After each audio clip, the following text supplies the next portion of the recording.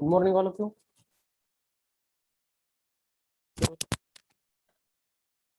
Shall we start? Okay.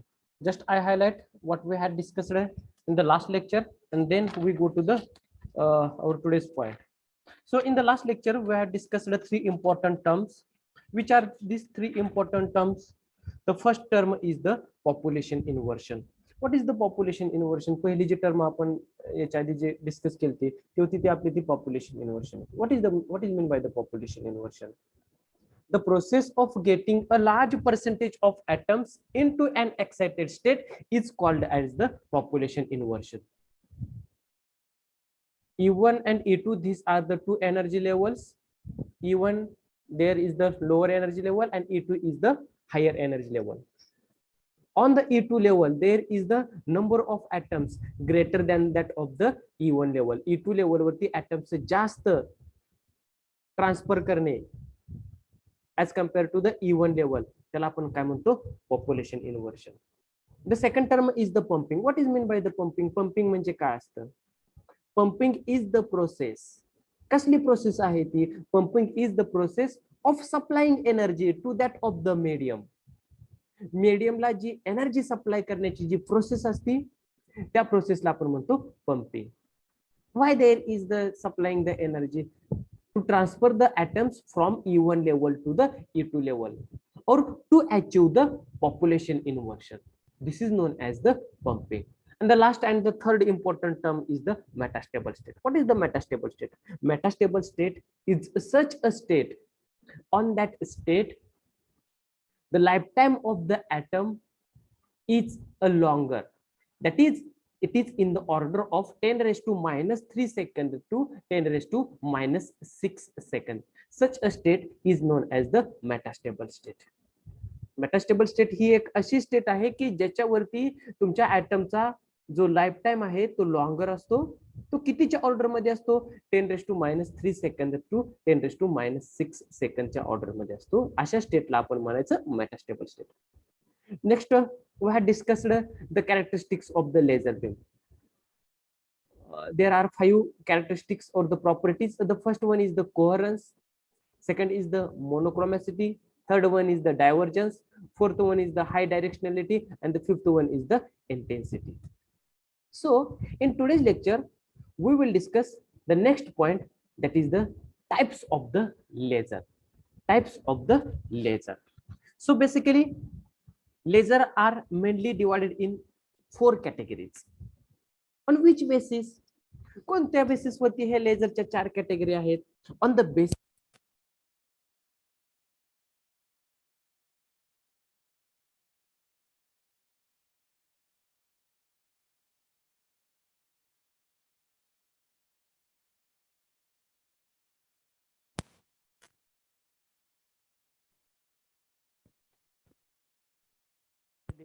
first one is the solid state laser, second one is the, my screen is visible? Yes, Second sir. one is the gas laser, third one is the liquid dye laser, and the fourth one is the semiconductor diode laser. So what is the solid state laser?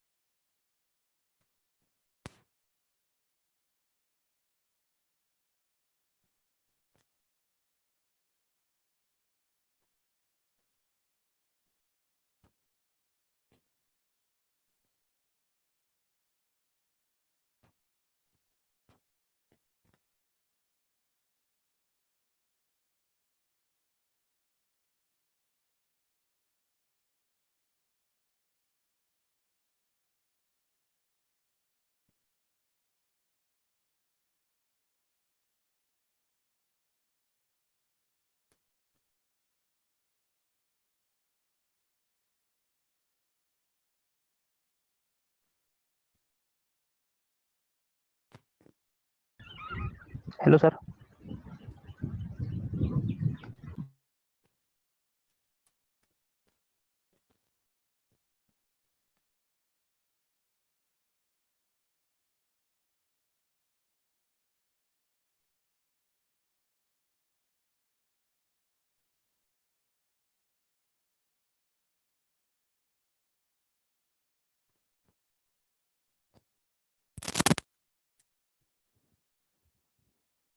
Am I audible? More, Dipti More, हा yes. आवाज येतोय का माझा? हा sir. Total 55, मी सोडलं तर 54 student present आहेत. मी किती वेळा विचारायचं माझा आवाज येतो का? एकाला सुद्धा अनम्यूट होऊन आन्सर देता येत नाही. सर नव्हता येत तुमचा आवाज. त्याच्या आधी आवाज येत नव्हता, यस सर. सर सर्वांना येत नव्हता. यस सर नव्हतं. Yes sir. कधीपासून येत हा नव्हता? सर. कधीपासून येत नव्हता? झाल्यापासून सांग, आयुष्य पण अवघड झालं. सांग जावं रे लवकर, पटकन सांगा जावं. मला तर काय समजणार आहे माझा आवाज तुमच्यापर्यंत येतोय का नाही. माझा आवाज ब्लॉक झाला नाही आला की पटकन सांगायचं सर आवाज येत नाही म्हणून. सर म्हणलो तर रिप्लायच नाही आला तुमचा. तुझा एकदाच मला आवाज आला, सॉरी. मी पटकन लगेच विचारलं म्हणून तर सर्वांना थांबवून येतं. आता येतोय ना आवाज व्यवस्थित? Yes sir. Yes sir. मी पाठीमागे आपण कालच्या लेक्चर मध्ये काय काय डिस्कस केलं ते सांगून परत आजच्या पॉइंटला सुरुवात केलेली होती. ओके ठीक आहे. सो आय रिपीट, काय काय डिस्कस. ओके, आपण कालच्या लेक्चर मध्ये काय डिस्कस केलं तर in the last lecture we had discussed the 3 important terms. 3 वेगवेगळ्या इम्पॉर्टंट टर्म्स आपण डिस्कस केल्या. Which is the first term? Population inversion. What is meant by the population inversion? Number of active atoms present on the E2 level.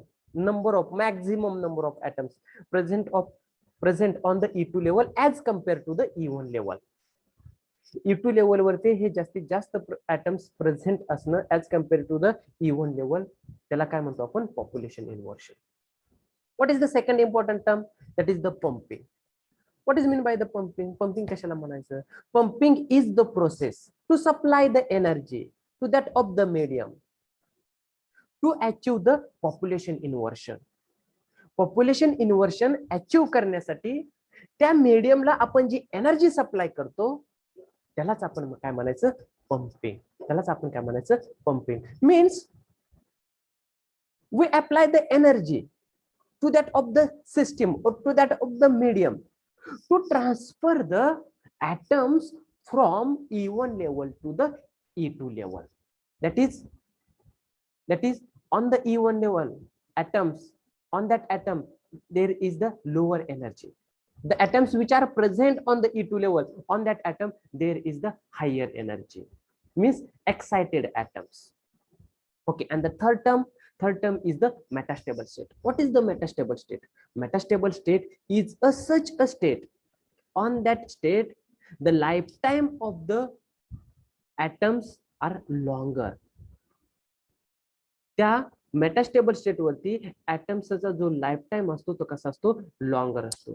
Means it is in the order of 10⁻³ second to 10⁻⁶ second. Metastable state ही एक अशी state आहे की त्या state वरती तुमच्या ऍटमचा जो life time असतो तो लॉंगर असतो आणि तो कितीच्या ऑर्डर मध्ये असतो? तो असतो 10⁻³ to 10⁻⁶. After that, we have discussed the properties or the characteristics of the laser.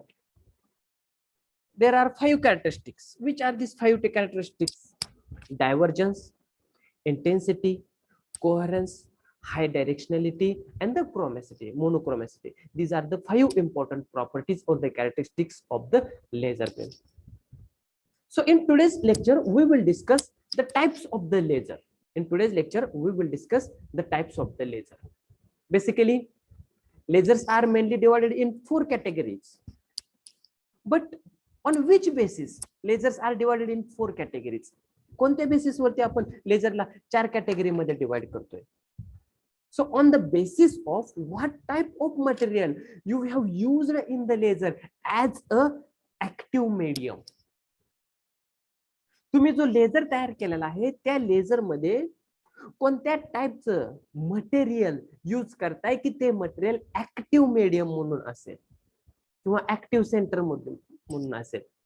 So ते जे मटेरियल आहे त्या मटेरियल वरती या सॉलिडचे टाइप्स आहेत, डिफरंट टाइप्स आहेत. So first type is the solid state laser. Second type is the gas laser. Third type is the liquid dye laser. And the fourth type is the semiconductor diode laser. So in the first case, in the solid state laser, we have used the solid material as a active medium in that laser. Okay, suppose we take an example. जर आपण एखादं example घेतलं तर कोणतं आहे का बाबा आपण तिथं त्या लेझर मध्ये सॉलिड मटेरियल यूज करतो? ओके, यस, टेल मी, आहे का असं कोणतं? ओके, तुम्ही जी डे टू डे लाईफ मध्ये जी लेझरची लाईट छोटीशी यूज करता आणि त्याच्यामध्ये जो सेल असतो त्याच्यामध्ये कोणतं मटेरियल असतं? सॉलिड असतं, लिक्विड असतं का गॅसेस असतं? So there is the solid material. If we go to the gas laser, so here we use the different gases as a active medium. In the liquid case, in this case we use the different liquids, and in a semiconductor diode laser we use the semiconducting diode as an active medium. So out of these 4 different lasers or different types of the lasers in your syllabus, there is the only one, that is the gas laser. Okay, so in a gas laser usually there is the mixture of the 2 different gases. We call this is the A and B. These are the 2 different gases, and there is the mixture of these two different gases. So where atoms of kind A are initially excited by the electron impact. Okay, this sentence is very important. Initially A gas जो आहे तो excited असतो, active असतो. कशामुळे होतो active होतो? Due to the electron, due to the electrons. जेव्हा ते इलेक्ट्रॉन्स ए गॅसच्या पार्टिकल्स वरती कोलाइड्स होतात. What is mean by the collision? Collision म्हणजे होत असतं, म्हणजे काय होत असतं? कोलाइड्स काय होत असतं म्हणजे काय? मे ऑडिबल? Yes, okay. हा, काय होत असतं? कोलिजन होत असतं म्हणजे काय? COLLISION. कोलिजन म्हणजे काय? Yes, anyone, any idea? COLLISION, collision म्हणजे काय?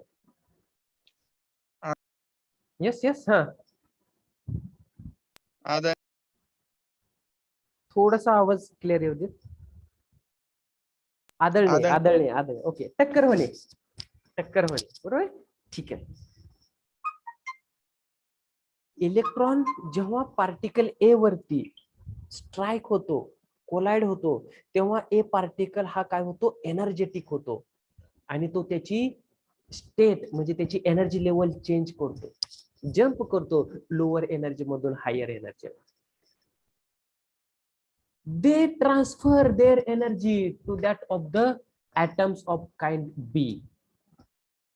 A atom जेव्हा एनर्जेटिक होतो इलेक्ट्रॉन वरती आदळून आणि तो त्याची स्टेट चेंज करतो आणि एनर्जी ट्रान्सफर करतो. कोणाला? जो बी गॅस आहे ना, जो बी गॅसचे जे पार्टिकल्स असतात ना, त्यांना ते एनर्जी काय करते? ट्रान्सफर करते. आणि ऍक्च्युअली जी लेझर लाईट इमिट होते ती कोणत्या गॅस मधून इमिट होते? जो बी गॅस आहे त्या गॅस मधून एनर्जी लाईट काय होत असते? इमिट होत असते. आणि तो बी गॅस आहे तो ऍक्च्युअली आपला ऍक्टिव्ह सेंटर आहे, और द ऍक्टिव्ह गॅस आहे. So here helium neon laser. So here we use the 2 different gases. First is the helium gas and the second is the neon gas. जेव्हा ह्या gas लेझरचा शोध लागला तेव्हा पहिल्यांदा जे 2 गॅस यूज केले किंवा सक्सेसफुली ज्याचा रिझल्ट आला, ज्याची इफिशियन्सी हाई आली, तो ते जे 2 गॅस आहेत ते 2 गॅस आहेत हेलियम आणि निऑन. ते 2 कोणते गॅस आहेत? हेलियम आणि निऑन गॅस आहेत. Okay, so helium neon laser is the first gas laser operated successfully, as the atoms in the gas are characterized by sharp energy level as compared to the solid, than generally pumping of the active atoms from the lower energy level to the higher energy level. Okay, so now we discuss the construction and working part of the helium neon laser. काय आहे याच्या construction part मध्ये?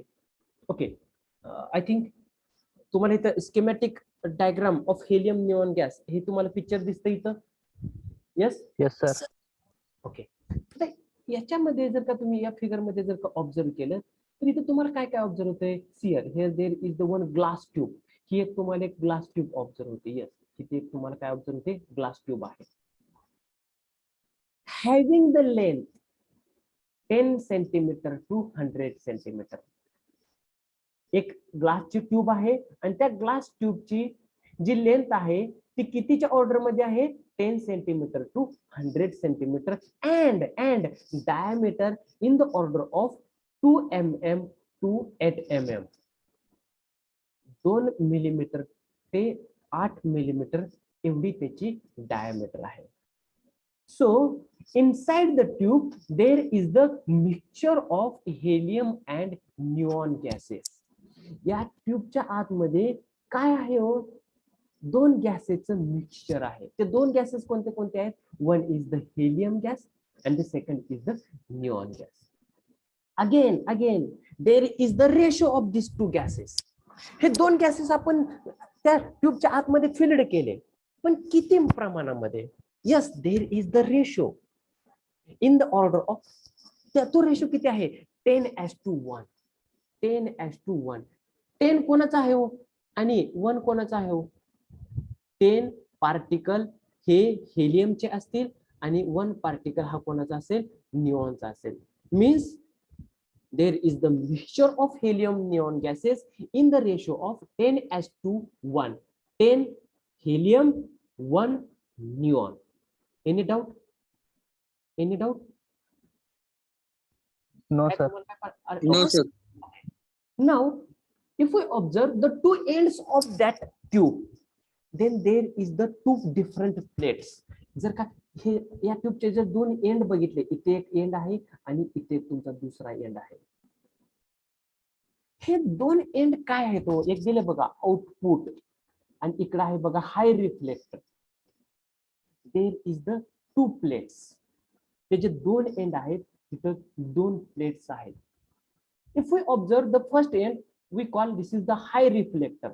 हा high reflector काय आहे? कशासाठी आपण तिथं हाय रिफ्लेक्टर यूज करायचा? कशाच आहे ते? ते आहे ते तुमचा 100% सिल्वर कोटेडची प्लेट आहे तिथं. कसली आहे? 100% सिल्वर कोटेड प्लेट. आणि त्यालाच काय म्हणतो आपण? हाय रिफ्लेक्टर. जर का आपण एखादी लेझरची लाईट घेतली तर त्या लेझरच्या बॅटरी मधून तुम्हाला एकाच पॉइंट मधून, एकाच एंड मधून लाईट बाहेर आउटपुट किंवा इमेज झालेली भेटत असते का? 2 एंड मधून बाहेर भेटत असते लाईट आपल्याला आउटपुटला. येस, एकाच एंड मधून आपल्याला लाईट आउटपुट भेटत असते. ठीक आहे. मग जर का एखादी लेझर लाईट जर का ह्या सेकंड एंडला जर का जाऊन आउटपुटला जात असेल तर तिथं आपण 100% सिल्वर कोटेड प्लेट अटॅच करतो की जेणेकरून जी एखादी लेझर लाईट दुसऱ्या एंडला स्ट्राईक होती ती टोटली रिफ्लेक्ट झाली पाहिजे. काय झाली पाहिजे? टोटली रिफ्लेक्ट झाली पाहिजे. ओके, आता ह्या दुसऱ्या एंडला या की जिथं आपण म्हणतोय आउटपुट आहे. त्या आउटपुट पाशी आपण partially coated silver plate connect करतोय. Partially coated. Why there is the partially coated? Partially coated का? जर का समजा आपली एक अशी ट्यूब आहे, ही एक अशी ट्यूब आहे. या ट्यूबच्या आपल्याला छोट्याशा एवढ्याच एरियामधून आपल्याला लेझरची लाईट अशी बाहेर इमिट करायची आहे. पण काही लेझरच्या लाईट जर का या या कॅव्हिटीच्या अदर साईडला इथे जर स्ट्राईक होत असतील, त्या जर बाहेर गेल्या तर आपल्याला इंटेन्सिटी जास्त भेटेल का कमी भेटेल? लेझरची कमी भेटेल.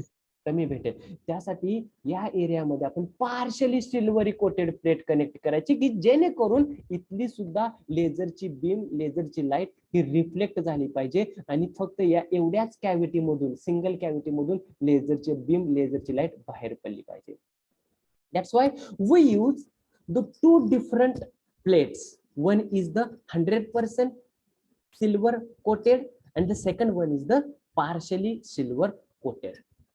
Okay. आता इथं तुमचं पहिलं कन्स्ट्रक्शन मधलं पहिला पार्ट झाला. Again there is the two terminals. इथं आहेत बघा, इथे एक पहिला टर्मिनल आहे. We call this is the cathode. And on the other side there is the second terminal, we call this is the anode. Anode आणि cathode हे कशासाठी यूज करते? दो बेसिकली दोन टर्मिनल्स कशासाठी यूज करते? एनोड आणि कॅथोड. यस यस, तुम्हाला माहिती आहे दोन टर्मिनल असते, एक असतो एनोड आणि दुसरा असतो तो कॅथोड. त्या दोन टर्मिनल थ्रू आपण काय करत असतो? इलेक्ट्रॉनची देवाणघेवाण. Flow of electron. Very good, very good, very good. इलेक्ट्रॉनची देवाणघेवाण करत असतो. मग कॅथोड मधून जे इमिट होत असते ते इलेक्ट्रॉन्स असतात का फोटॉन्स? म्हणजे पॉझिटिव्ह चार्ज असतो का निगेटिव्ह चार्ज असतो? निगेटिव्ह. निगेटिव्ह चार्ज कॅथोड मधून बाहेर पडत असतो. आणि एनोड मधून कोणता चार्ज बाहेर पडत असतो? पॉझिटिव्ह. पॉझिटिव्ह चार्ज बाहेर पडत असतो. Yes, very good. Just 1 minute, मी जे ह्याच्यावरती हे केलं ना ते डिस्कार्ड करतो आणि पुन्हा हा नवीन आपण कन्सेप्ट डिस्कस करूया.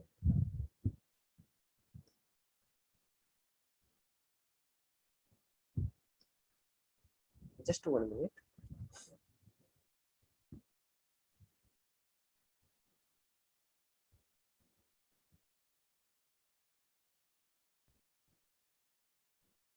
Okay, my screen is visible? Yes sir. Yes sir. Yes. आता बघा, येस सर. आता समजलं तुम्हाला. इथे एक ग्लासची ट्यूब आहे की ज्याची लेंथ 10 सेंटीमीटर टू 100 सेंटीमीटर आहे आणि डायमीटर 2 मिलीमीटर टू 8 मिलीमीटर आहे. आणि त्या ट्यूबच्या आतमध्ये हेलियम आणि म्युऑन अशा दोन वेगवेगळ्या गॅसचं मिक्सचर आहे. कितीच्या रेशो मध्ये आहे? 10:1. म्हणजे 10 कोण आहेत?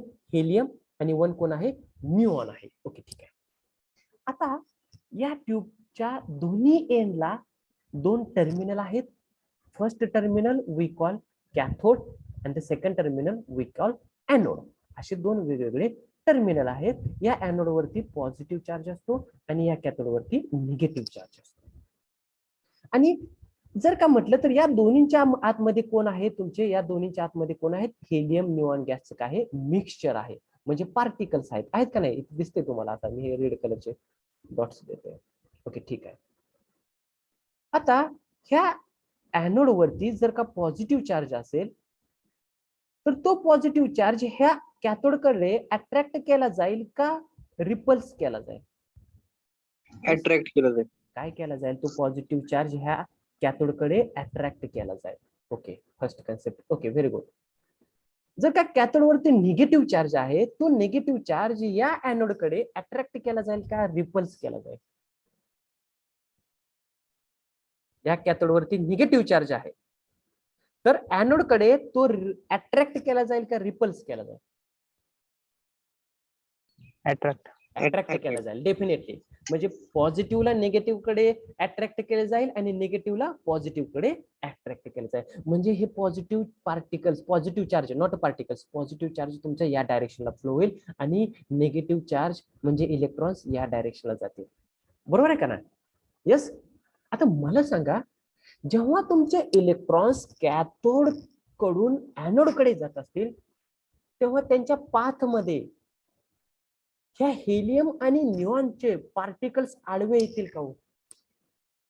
बॅरियर होईल का हो ह्या न्यूऑन आणि हेलियम ऍटमच्या गॅसेसचे पार्टिकल्स?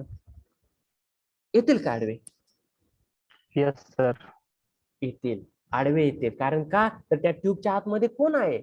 हेलियम निऑन गॅसचं मिक्सचर आहे, म्हणजे पार्टिकल्स आहेत. म्हणजे जेव्हा तुमचे इलेक्ट्रॉन्स या एनोड कडे जातील आणि तुमचे पॉझिटिव्ह चार्जेस या कॅथोड कडे जातील, डेफिनेटली त्याच्या आतमध्ये ह्यांना हे कोण लागतील, मिक्सचर, एनोड हेलियम आणि निऑन गॅसेसचे पार्टिकल्स आतमध्ये त्यांना काय होतील, बॅरियर येईल. मग काय होईल, तुम्हाला मी कोलिजन हा एक वर्ड विचारला होता, काय होत असते, टक्कर.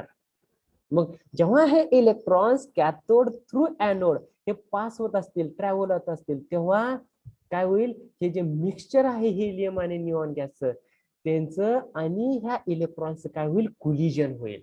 काय होईल, कोलिजन होईल. मग जास्तीत जास्त कोणत्या गॅसचं कोलिजन होईल, हेलियमचं होईल का neon? Helium.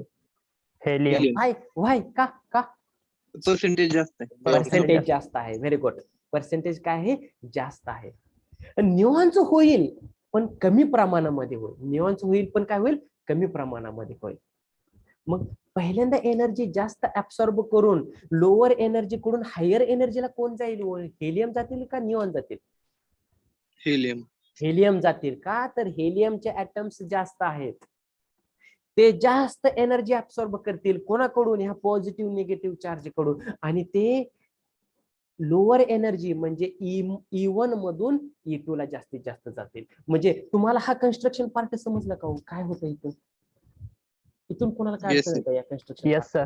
Okay, very good. Now we go to the actual working part of the helium neon mixture. आपल्याला इथं लेझर लाईट ऍक्च्युअली कशी भेटते हे आपण डिस्कस करूया. ओके, ठीक आहे. आता बघा, this is the energy levels E1, E2 and E3. These are the three different energy levels of the helium.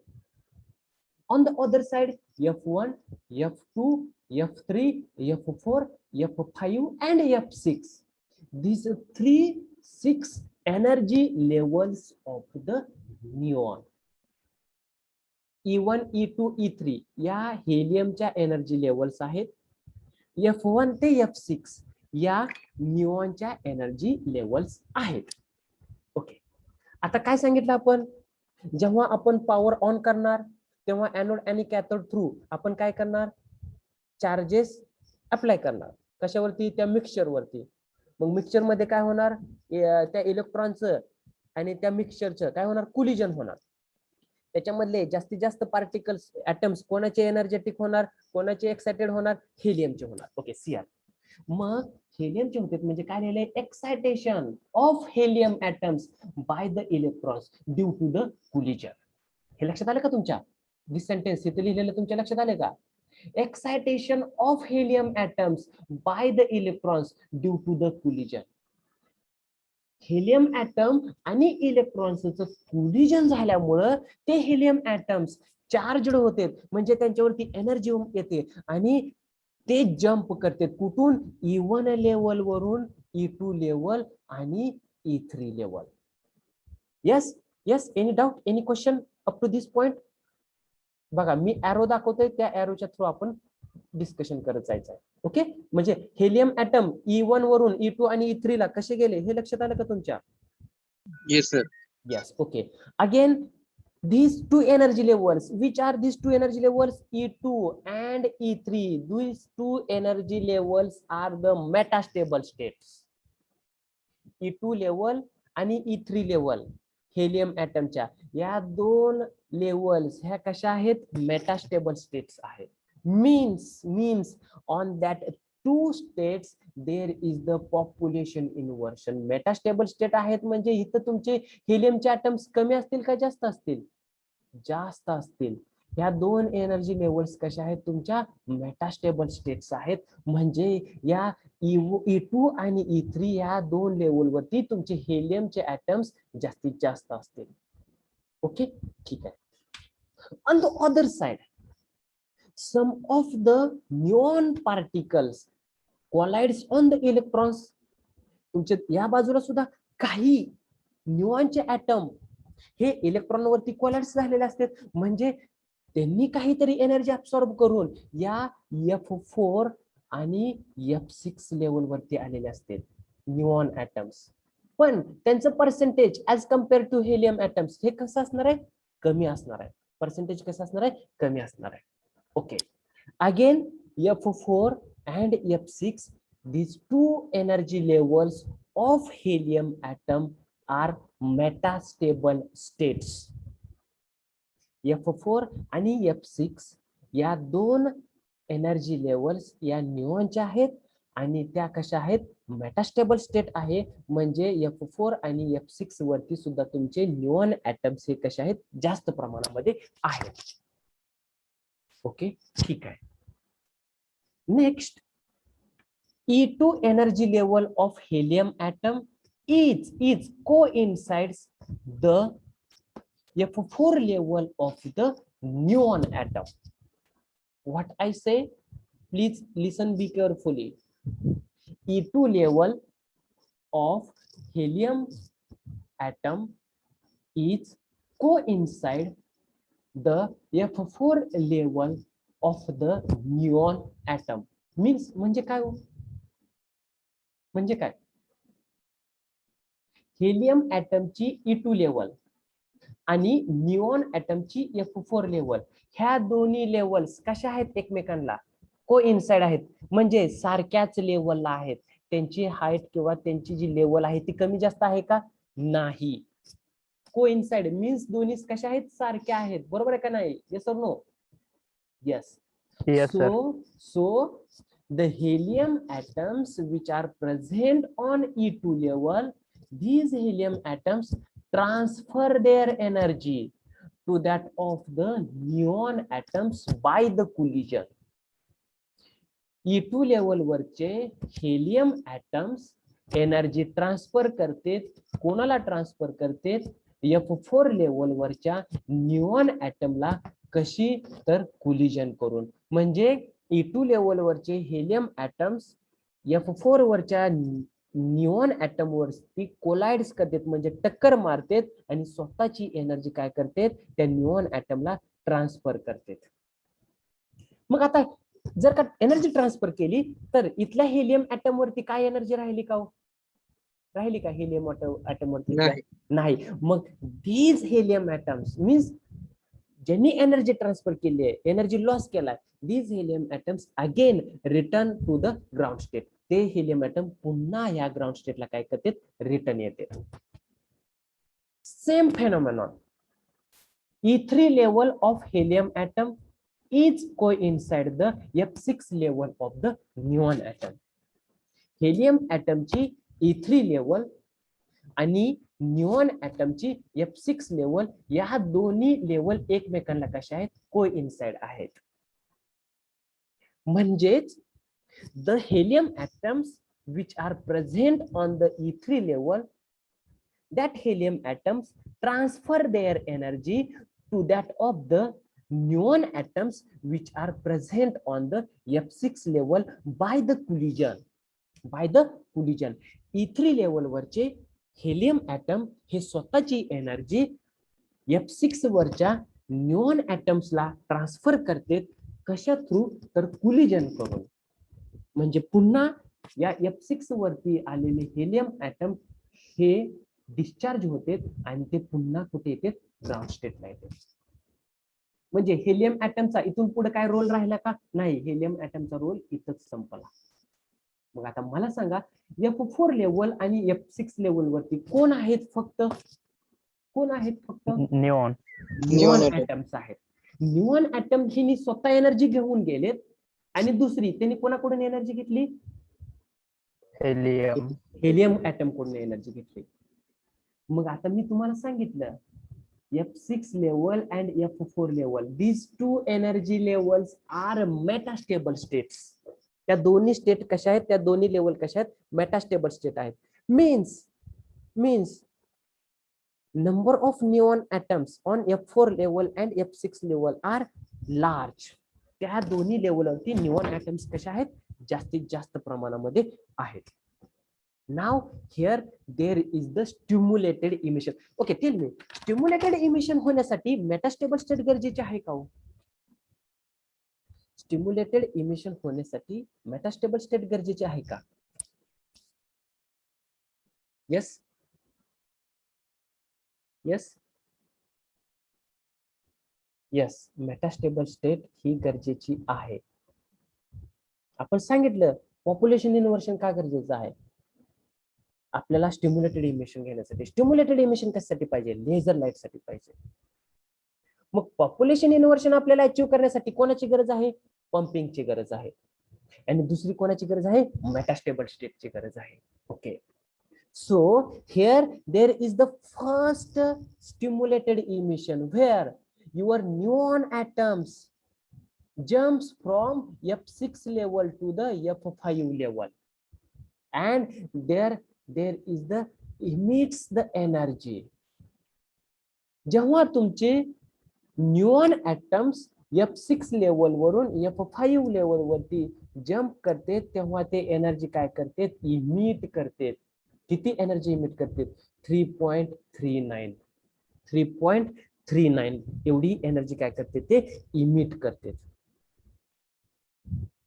Second, when your neon atoms jumps from F6 level to the F3 level, जेव्हा F6 level वरून F3 level येते, again there is the emission of light or the emission of energy, and this emitted energy is equal to the 632.8 nanometre, and this is the laser light. कशाची? Red कलरची laser आहे ही. Red कलरची जी laser असते ना तिची energy किती असते? 632.8 nanometre. इथं तुमची रेड कलरची लेझर इमिट होते. Again F4 is the metastable state. F4 सुद्धा तुमची काय आहे? मेटास्टेबल स्टेट आहे. So neon atoms when jumps from F4 level to the F3 level, then again there is the emission of light, and that emitted energy is equal to the 1.15 micrometer. 1.15 micrometer. Okay. आता तुमचे neon atoms कोणत्या level वरती आले हो? कोणत्या energy levels वरती आले तुमचे न्यूऑन ॲटम्स? यस, कोणत्या? F3 आणि F5. F3 आणि F5 या दोन लेवल वरती आले. But F3 and F5, these two energy levels are on that two energy levels there is the no metastable state. या दोन एनर्जी लेवल वरती F3 आणि F5 वरती तिथं तुमची मेटास्टेबल स्टेट नाहीये. So your neon atoms immediately jumps on the F2 level. या F5 आणि F3 वरून तुमचे न्यूऑन ॲटम्स हे F2 लेवल वरती येतात. कसे येतात? थ्रू स्पॉन्टेनियस इमिशन और थ्रू स्टिम्युलेटेड इमिशन. कोणते इमिशन थ्रू येतात? स्पॉन्टेनियस इमिशन करून येतात का स्टिम्युलेटेड इमिशन करून येतात? Spontaneous emission. Spontaneous emission through येतात. So due to the spontaneous emission there is the no emission of the laser light. इथं स्पॉन्टेनियस इमिशन होतं त्यामुळे इथून तुमची लेझर लाईट इमिट होत नाहीये. But again F2 level is the metastable state. आता तुमचे सर्व न्यूऑन ॲटम्स कुठे आले? या F2 लेवल वरती आले. Again this two F2 level is a metastable state. म्हणजे इथं काय होणार आहे? There is the chances of the stimulated emission. इथं पुन्हा चान्स आहे स्टिम्युलेटेड इमिशन होण्याचा. But no, there is the no stimulated emission. The neon atoms which are present on the F2 level, these neon atoms are strikes on the walls of the tube. या F2 level वरचे neon atom जी tube आहे आपली glass tube, त्या glass tube वरती strike होते, collides होते, त्याच्यावरती आदळते and loses their energy. And these discharged neon atoms again goes on the F1 level. That discharged neon atoms goes on the F1 level. आणि पुन्हा इथून तुमचं सुरू होतं, एकमेकांवरती चार्ज आदळतो, ते पुन्हा वरती जाते आणि पुन्हा खाली असे फिरून येते. याच्यामध्ये कोणाला काय डाऊट? इथून स्टार्ट करायचं, या ॲरोच्या थ्रू तुम्ही डिस्कशन करत इथं लास्टला यायचं. कोणाला काय डाऊट आहे का रिपीट करायचं आहे हे मला एकदा सांगा. काय अडचण असेल तर मी पुन्हा एकदा रिपीट करतो, काय अडचण नसेल तर आपण थांबूयात तिथे.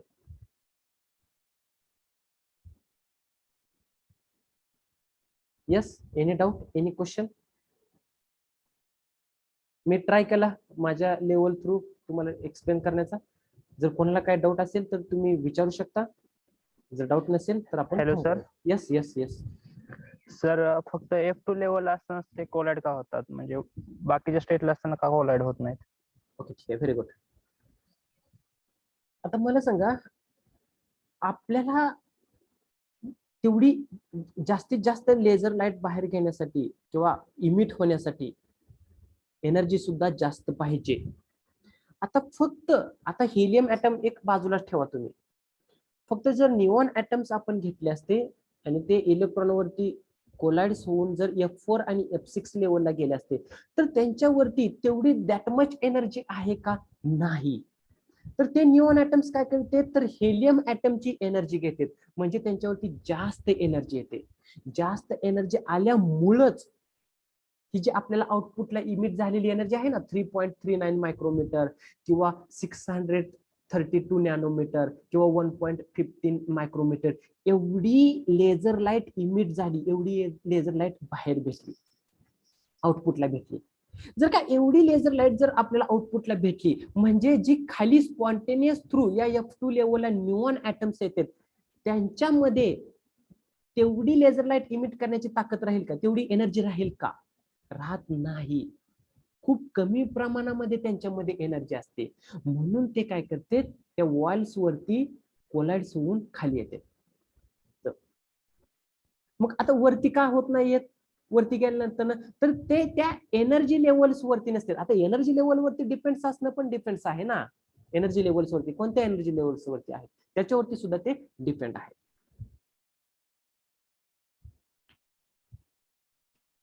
आणि इथं वॉल वरती जाण्यासाठी यांना इन बिटवीन यांच्यामध्ये F5 आणि F3 या दोन एनर्जी लेवल आहेत. या एनर्जी लेवल क्रॉस केल्यानंतरच खाली येणार आहेत. तसं इथं कुठे एनर्जी लेवल नाही ना इन बिटवीन F1 आणि F2, F3 आणि F5 या दोन एनर्जी लेवल क्रॉस केल्या तरच ते F2 ला येतात. का असं डायरेक्ट नाही येत की F6 वरून F2 ला किंवा F4 वरून F2 ला येत नाहीयेत. त्यांना या F3 आणि F5 या क्रॉस केल्या तरच खाली येता येते, मगच तिथं तुमची लेझर लाईट लिमिट होते. तसं इथं इन बिटवीन नाहीये कोणती एनर्जी लेवल. ओके,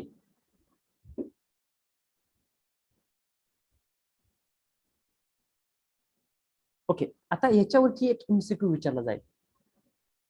पंपिंग किती लेवलला होतं? इथं पंपिंग आपण किती लेवलला करतो? किती एनर्जी लेवलला आपण पंपिंग करतोय? येस, अशा किती एनर्जी लेवल्स आहेत की जिथं आपण पंपिंग जी प्रोसेस आहे ती प्रोसेस करतोय? Yes, 2 energy level. दोन एनर्जी लेवल्स आहेत. कोणत्या कोणत्या आहेत त्या दोन energy level? E1 to E2 आणि E1 to E3. E1 to E2, E1 to E3. Okay, ह्या दोन लेवल झाल्या. तसंच इकडे निऑन ऍटम का जात नाही हो F4 आणि F6 वरती? जातोय ना, निऑन ऍटम सुद्धा जाते F1 to F4 आणि F1 to F6, बरोबर आहे का? जातोय का? Yes. जातोय. मग किती पंपिंग प्रोसेस आहे तिथं? 4. मग तुम्हाला MCQ मध्ये विचारलं जाईल, काय विचारलं जाईल? Helium neon laser employees 4 level pumping scheme. किती लेवल? 4 level pumping scheme. लक्षात आलं? हेलियम निऑन मध्ये 4 लेवल पंपिंग असतं. Okay, second MCQ may be तुम्हाला विचारलं जाईल. नाही, आता ह्याच्यावरती MCQ आय थिंक नाहीये, एवढंच विचारलं जाईल, बाकी नाही. ओके, ऍक्च्युली हा 5 मार्काचा तुमचा थेरॉटिकल क्वेश्चन आहे. थेरीसाठी हा तुम्हाला 5 मार्काला विचारला जातो तो क्वेश्चन आहे. ओके, इथे दिलेत बघा व्हॅल्यू. आता जी आपली ही जी लाईट आहे ऍस्ट्रॉमिनेट मध्ये ती रेड कलरच्या LED ची आहे वेव्हलेंथ. आणि दुसरी, ओके इथे सांगतो तुम्हाला व्हॅल्यू. ओके,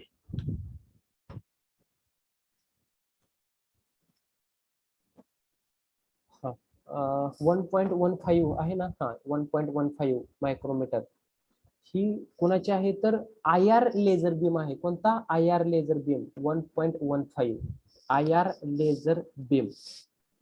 आणि हे 3.39 मायक्रोमीटर जे आहे ती रेंज आहे तुमची फार IR रिजन, FAR फार IR रिजनची आहे. आणि ही जी आहे ती तुमची रेड कलर लेझरची आहे. ओके ठीक आहे. 1.15 हा IR लेझर बीम आहे. 3.39 हा फार IR लेझर बीम आहे. आणि 6328 आहे ती तुमची रेड कलर लेझर बीम आहे. ओके ठीक आहे. ओके ठीक आहे. So in the next lecture we will discuss the last part of this chapter, applications of laser and the holography. Applications of the laser and the holography. Holography मध्ये काय असतं की तुम्ही जी 2D फोटोग्राफी आणि 3D photography आहे ते 2D photography कशी आपण कॅप्चर करतो आणि 3D फोटोग्राफी आपण कोणत्या प्रकारे कॅप्चर करतो ते आपण इथं होलोग्राफी मध्ये डिस्कस करणार आहोत. ओके ठीक आहे. ओके अटेंडन्स द्या please. Roll number 1. Yes, sir. 2, Yes, sir. 3, 3, Yes, sir. 4, Present. 5, 6, Yes, sir. 7, Yes, sir. 8, 9, 10, 10, 11, Yes, sir. 12, 13, 14, 15, 16, 17, 17, Yes, sir. 18, 18, 19, 20, 21, 22, 23, 24, 25, 26, 26, 27, 28, 29, 30, 31, 32, 33, 34, 34, 34, 35, 36, 37, 38, 39, 40, 41, 42, 43, 43, 44, 45, 46, 47, 48, 49, 49, 50, 51, 52, 53, 54, 55, 56, 57, 58, 59, 60, 61, 62, 63, 64, 65, 66, 67, 68, 69, 70, 71, 46. Present. Okay. I call absent numbers. Please check. 10, 18, 26, 34, 43, 49, 67, 68.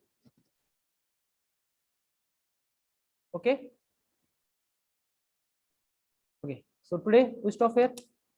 Thank you. See you tomorrow.